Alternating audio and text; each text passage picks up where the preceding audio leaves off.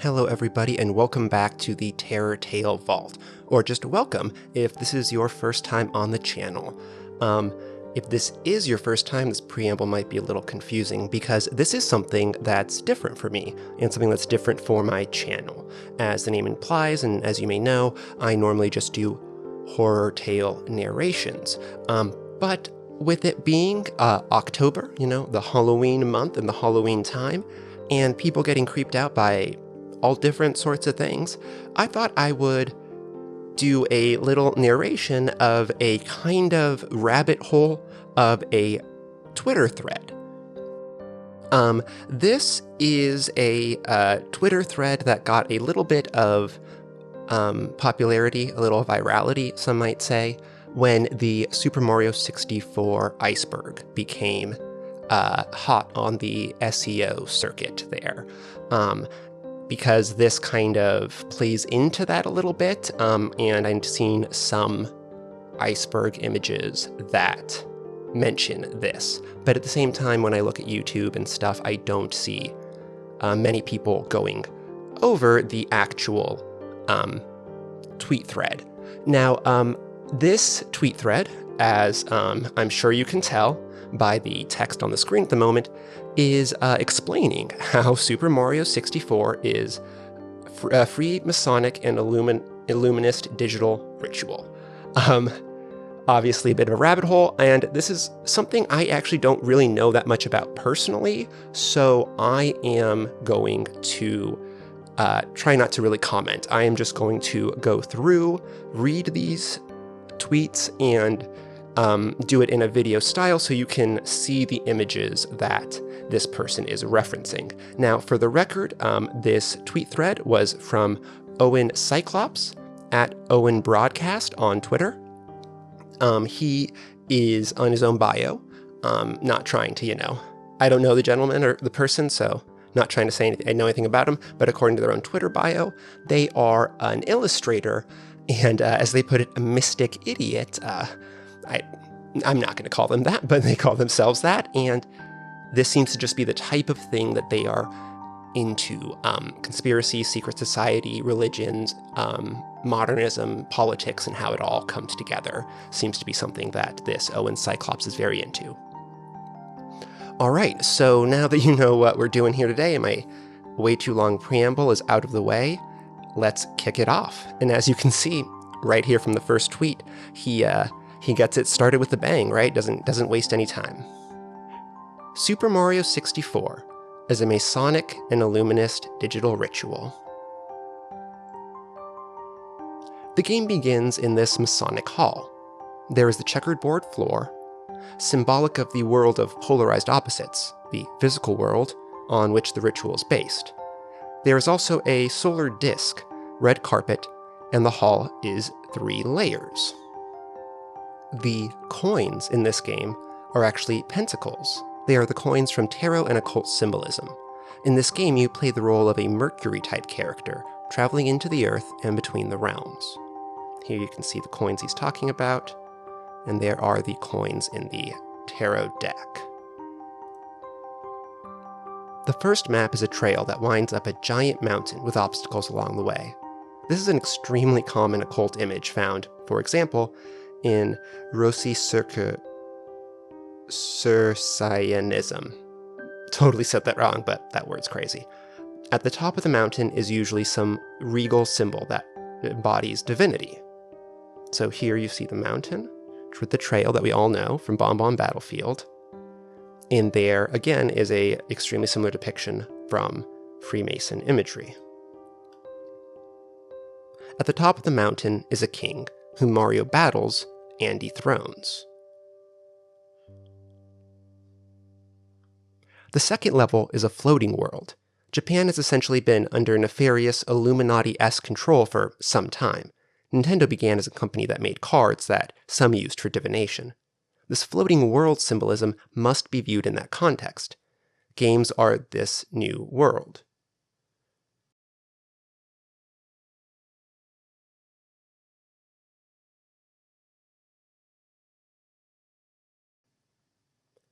In this level, Mario meets an owl. The owl instructs you to look into his shadow. Owl is probably the most classic secret society symbol, is on dollar bill, in DC layout, associated with Athena, etc. This owl ride drops you onto a caged island. You must consider that groups like Skull and Bones do ritual magic with each other. Of course, they would think millions of people enacting these archetypal and specific rituals, their specific situations, could affect their psyche, something collective. In Freemasonic rituals, they will put you into a coffin and have you enact your own death. In the next level, Mario descends into a sunken pirate ship, descending into the depth of the water and coming back again. Pirates, as a theme, is also symbolic.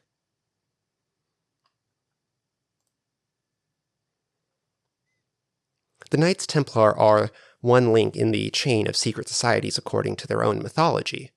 After the Knights Templar were forced to go underground, their navy went underground as well, and re-emerged as the suddenly ubiquitous faux rogue, quote, pirate ships. The pirate flag with the skull and bones is actually the skull of Jacques de Molay and his 2 thigh bones that the other knights failed to find when they came to collect his bones after his execution. This is one reason why pirate stuff is pushed by Hollywood so hard. Games like this will often feature a pirate level for this reason, as an allusion to this. It is also forcing you to perform a mock baptism of yourself in digital water. Mario never starts in the water in any of these water levels. He submerges himself every time. Moving on. Next up is the Snow Mountain level. Just going to cut to the chase. The elite use certain concepts like the popular idea of Antarctica to delude people and keep them in the dark about reality. Antarctica is not what most people think.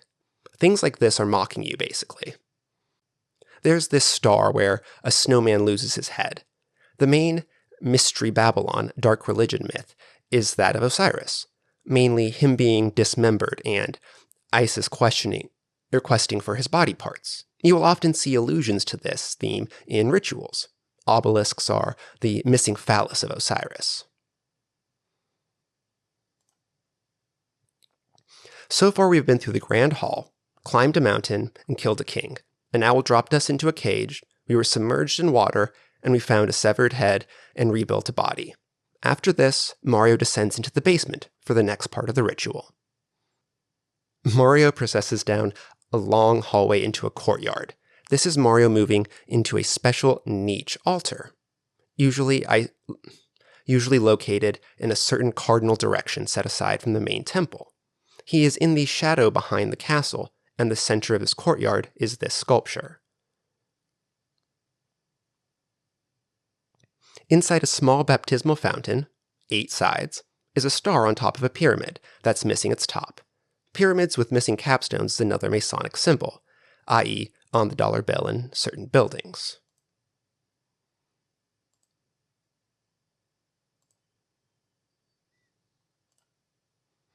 The missing capstone is the missing phallus of Osiris. Mentioned this before, but when Osiris was killed and dismembered, caught by his brother, his wife had to go find all his parts. She couldn't find the phallus and instead crafted one of gold so she could remake him.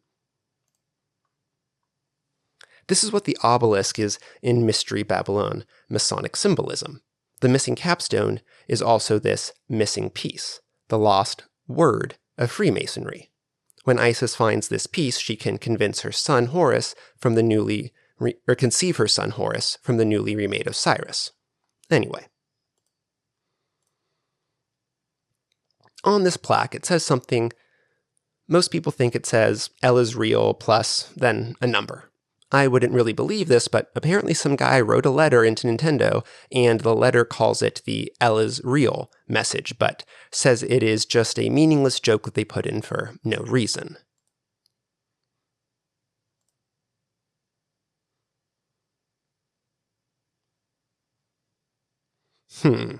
L is real. That's interesting. What could the number be? These groups often use a different dating system. See AL, literally Annus Lucius, in the pic. Honestly, wouldn't normally speculate on something like this, but thought the letter was interesting if real. In this level, Mario descends into the world of the dead, Boo's mansion. In the secret society rituals I am discussing, you are killed in some symbolic way, often locked in a coffin or something, and then you are reborn newly as a member of the organization, or initiated group. In this level, there are enemies that are big eyes that watch you. There's also a boss who is a giant eye. To kill him, you have to let him watch you, then circambulate him. Circambulation, walking around something, is a pagan form of worship.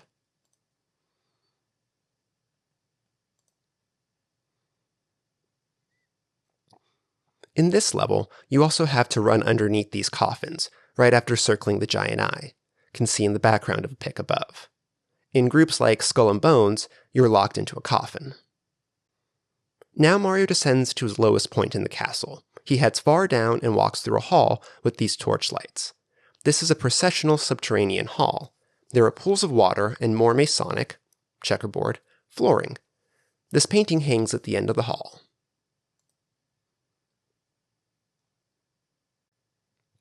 We're not going into this level yet, but you have to pass this painting to get where you're going. Who is this? It's not Bowser, and this enemy doesn't exist on this level or anywhere in the game. Guess it's just a random fire demon?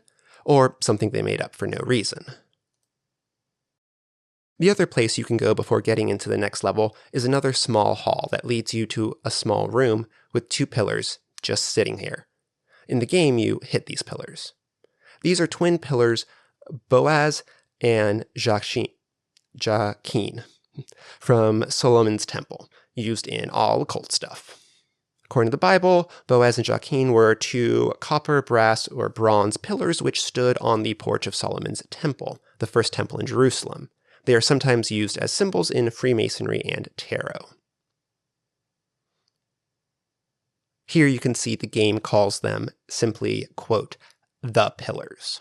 The next level is a cave. Mario is just in a death world, now he's going into this cave. Another classically symbolic and archetypal place fitting with the death and rebirth theme of this stage.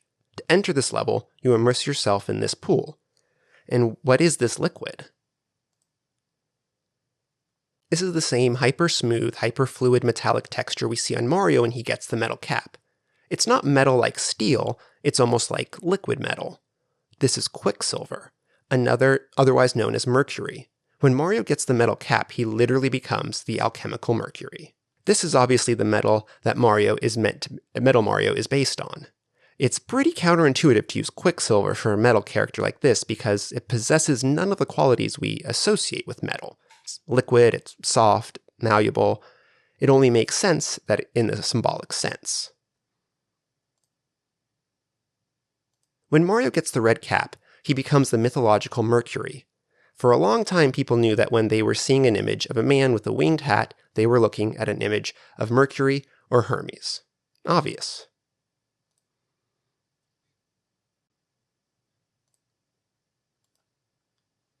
Nintendo actually has very specific rules about including religious imagery in games. Pagan stuff, in the Roman sense, is specifically allowed, and they break these rules for certain games like Zelda. This is interesting, but don't want to detour too hard into this at this time. Why Mercury? Mercury is the pagan god and Kabbalistic occult force of energy that is all about navigating between the realms or traveling between worlds. He can go below into the subterranean levels and up into the celestial realms. He is messenger of the gods. This doesn't necessarily mean these people even believe in a god called Mercury. In most occult work, it is much more loose, and concepts like this are used as energetic and informational anchors. For example, you can see Mercury on this Tree of Life chart. It's number 8. Hod. The precedent for using a game like this as a dramatic ritual is extremely well documented.